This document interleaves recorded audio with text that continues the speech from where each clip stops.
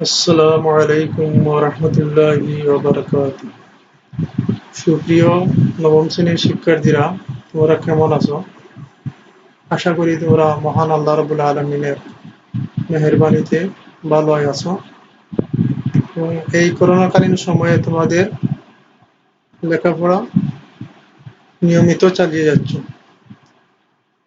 আজ আমি তোমাদের ইসলাম ও নৈতিক শিক্ষা বই থেকে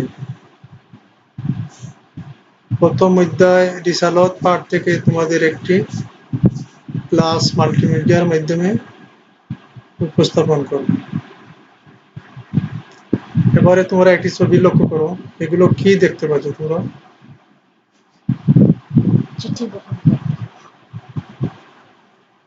আজকের এই পাঠের শেষে শিক্ষার্থীরা বলতে পারবে রিসালাত কাকে বলে তা বলতে পারবে, রিসালাতের গুরুত্ব বলতে পারবে, নবী রাসূলের পরিচয় বলতে পারবে, নবী রাসূল আগমনের উদ্দেশ্য বলতে পারবে, নবী রাসূলের গুণাবলী বলতে পারবে। রিসালাত রিসালাত অর্থ চিঠি, পত্র, শুভ সংবাদ বহন করা। ইসলামের পরিভাষায় আল্লাহর পবিত্র বাণী মানুষের কাছে পৌঁছে দেওয়াকে রিসালাত বলে।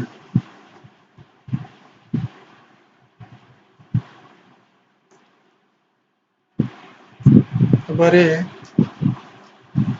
রিসালাতের অর্থ দেখো। রিসালা শব্দের অর্থ বার্তা পৌঁছানো, সংবাদ পৌঁছানো, চিঠি পৌঁছানো, কোনো ভালো কাজের দায়িত্ব বহন করা, আল্লাহর বাণী পৌঁছানো, আল্লাহর পেগাম পৌঁছানো।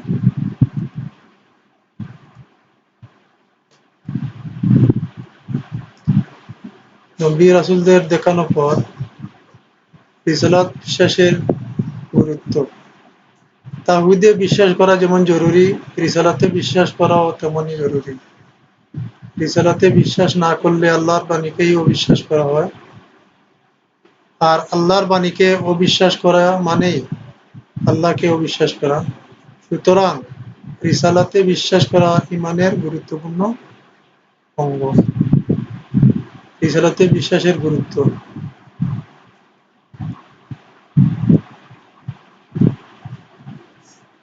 কালিমার প্রথম অংশ হলো লা ইলাহা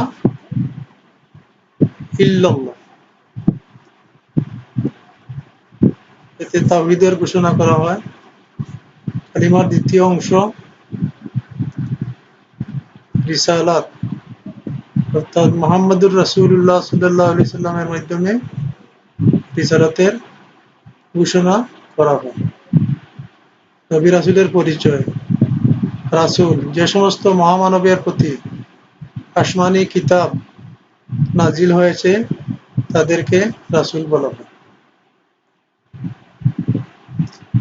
নবী যাদের উপর আসমানী কিতাব নাজিল হয়নি কিন্তু পূর্ববর্তী রাসূলদের কিতাব অনুসরণ করেছেন তাদেরকে নবী বলা হয়।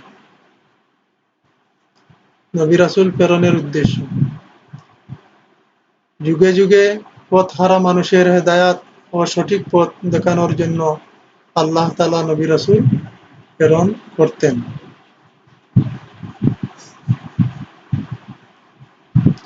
নবী রাসূল প্রেরণের উদ্দেশ্য।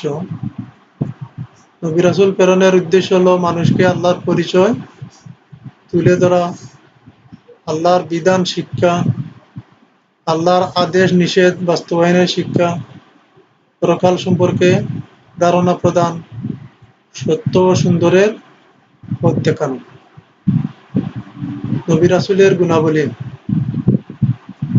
নবী রাসূলগণ ছিলেন অত্যন্ত বিচক্ষণ, সত্যবাদী, নিঃস্বার্থ, নির্লোভ এবং ত্যাগের মূর্ত প্রতীক। কাফেররা তাকে অনেক প্রলোভন দেখালে তিনি বলেছিলেন, আমাদের মহানবী হযরত মুহাম্মদ সাল্লাল্লাহু আলাইহি ওয়াসাল্লাম বলেছিলেন, আমার এক হাতে চাঁদ আর এক হাতে সূর্য এনে দিলেও আমি সত্য প্রচারে পিছপা হব না।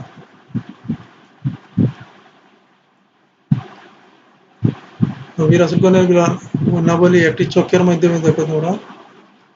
তারা ছিলেন জ্ঞানী, নির্লোভ, নিষ্পাপ, নিঃস্বার্থ, বিচক্ষণ, বুদ্ধিমান, সৎ, সত্যবাদী, সত্যাশ্রয়ী।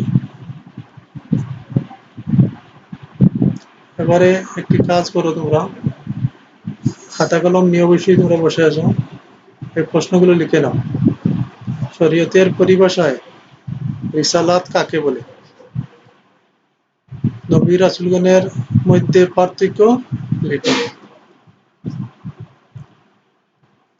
মূল্যায়ন।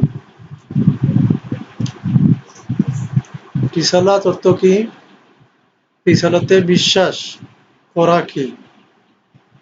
নবী রাসূল প্রেরণের উদ্দেশ্য কি? কোন নবীকে খাতামুন নবীন বলা হয়? এবারে একটি বাড়ির কাজ তোমরা লিখে নাও, খাতা কলম রেডি করে লিখে নাও। নবী রাসূলগণের গুণাবলী ব্যাখ্যা করো।